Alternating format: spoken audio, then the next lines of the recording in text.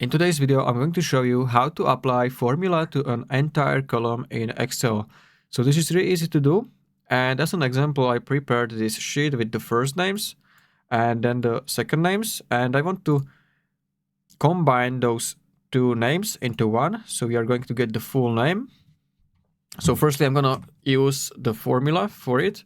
So we can use concat. I'm going to select the first cell, then comma, space, quotation marks, again space with the quotation marks, comma.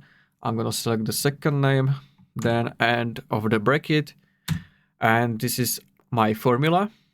And now if you want to apply it for an entire column, you can drag the corner of the cell like this, and it's going to apply for the selected rows. But in my case, I have really long list of the names. So I have like 100 names over here.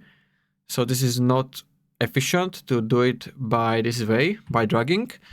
So there is a really easy method, and that's the double click. So you want to double click on this square. Where is this green square? In the bottom right corner of the cell. So I'm gonna hover mouse on it and then double click. And this is going to apply formula to an entire column, as you can see. So I'm going to unzoom it so you can see I have 100 names, and this is basically it. So if you found this video helpful, consider subscribing for more tutorials like this one.